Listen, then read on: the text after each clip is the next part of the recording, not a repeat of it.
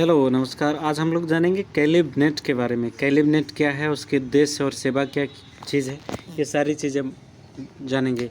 हम लोगों ने जान लिया एम्फ्लिबेट के बारे में, डेलनेट के बारे में। अब हम लोग जानेंगे कैलिब नेट। यह एक प्रकार का सूचना नेटवर्क या पुस्तकालय नेटवर्क का प्रकार है। इसका जो फुल फॉर्म है Kolkata library network. Kolkata library network का शॉर्ट फॉर्म होता है कैलिब नेट। तो ये पूरे देश का, भारत का सबसे पहला क्षेत्रीय पुस्तकालय नेटवर्क है। पूरे भारत का पहला क्षेत्रीय पुस्तकालय नेटवर्क है, लेकिन पंजीकृत नहीं हुआ था। सबसे पहला पंजीकृत संस्था है डेलनेट। पंजीकृत डेलनेट है, लेकिन क्षेत्रीय सबसे पहला कैलिब नेट है। और इसकी जो स्थापना हुई थी कैलिब नेट की 1994 में हुई थी। और निषाद के बारे में हम लोगों ने पिछली बार पढ़ा था, तो निषाद ने इससे भी वित्तीय सहायता और तकनीक को प्रदान किया था।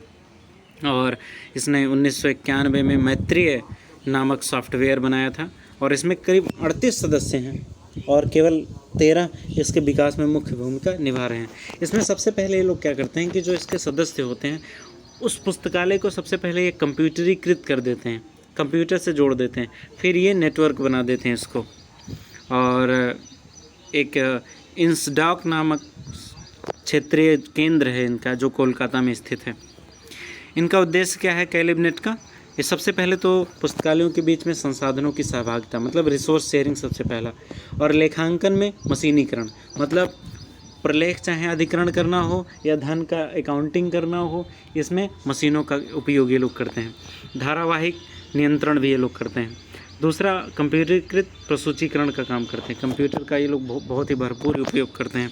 और इन्होंने ISO 2709 का मानक भी बना रखा है कि इन्हीं मानक के रूप में डेटाबेस बनाए जाएंगे।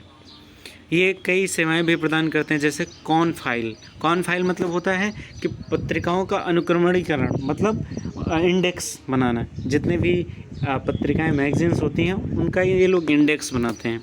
दूसरा, कैलिब ऑर्डर, कि जैसे हम लोग कुछ नई चीज़ खोज करते हैं या नया चीज़ लिखते हैं तो उसको पेटेंट करवाते हैं, तो ये कैलिब ऑर्डर भी का काम करते हैं। मतलब इसके द्वारा वो लोग पेटेंट की जो मूल प्रति होती है उसकी भी उपलब्ध करवाते हैं लोग। दूसरा, कॉन अलर्ट, ये सामयिक ग्रंथात्मक सेवा भी प्रदान करते हैं। सामयिक ग्रंथात्मक सेवा मतलब होता है मंथली मैगजीन निकालना, पर डे न्यूज़पेपर निकालना या त्रैमासिक पत्रिकाएं निकालना, बुक्स पर ईयर निकालना, इसको बोलते हैं सामयिक ग्रंथात्मक सेवा। रेट्रोफाइल भी ये लोग करते हैं, जैसे अनुसंधान की जो स्थिति में ये जो सेवाएं प्रदान की जाती हैं उसको बोलते हैं। कैलिब लिंक के द्वारा ये लोग ईमेल की सेवा भी प्रदान करते हैं।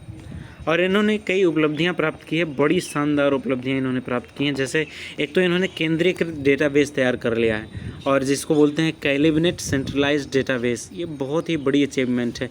डेलनेट से देखो, जब सबसे बेकार था एम्फ्लिबेट जो हमने पहले पढ़ा था, उसके बाद डेलनेट उससे अच्छा था। और ये जो, लेकिन डेलनेट वो दिल्ली का था, और ये जो हम लोग ये कैलिब नेट पढ़ रहे हैं कोलकाता का है। तो ये दोनों क्षेत्रीय हैं, लेकिन कैलिब नेट का अचीवमेंट काफ़ी अच्छा है। जैसे उसने एक डेटाबेस तैयार कर दिया। दूसरा, इसने सॉफ्टवेयर्स के बारे में बहुत ही ज़्यादा अचीवमेंट्स की। सॉफ्टवेयर बहुत इंपॉर्टेंट होते हैं एक लाइब्रेरी को रन कराने के लिए। जैसे इसने एक संजुता नामक सॉफ्टवेयर बनाया कि जिससे क्या होता है, डेटाबेस को एकदम अच्छे से संयोजित किया जा सके, और उसके बाद सूचना को इकट्ठा करने में और उसको पुनः पाने में बहुत ही ज़्यादा महत्वपूर्ण ये होता है। संजुक्ता ये सॉफ्टवेयर का नाम है। दूसरा, इन्होंने एक सॉफ्टवेयर बना था जिसका नाम था पार PAR। ये सॉफ्टवेयर ये सूचनाओं के हस्तांतरण, मतलब सूचना को ट्रांसफ़र करने के लिए, एक तो अगर कलेक्ट करना है तो संयुक्त मतलब कलेक्ट करना होता है, तो वो बनाया। पार का मतलब ये होता है कि उसको ट्रांसफ़र करना, तो ट्रांसफ़र करने के लिए पार उसने बनाया। और इसी की मदद से US मार्क और यूनिमार्क, CCF ये सारे आंकड़ों का विनिमय भी किया जाता। विनिमय मतलब होता है आंकड़ों का आदान प्रदान। तो कैलिब नेट ने काफ़ी अच्छा काम किया है, उसके अचीवमेंट्स भी काफ़ी अच्छे हैं। तो कैलिब नेट में इतना ही। आगे हम लोग अगला नेटवर्क का प्रकार पढ़ेंगे। Thank you very much.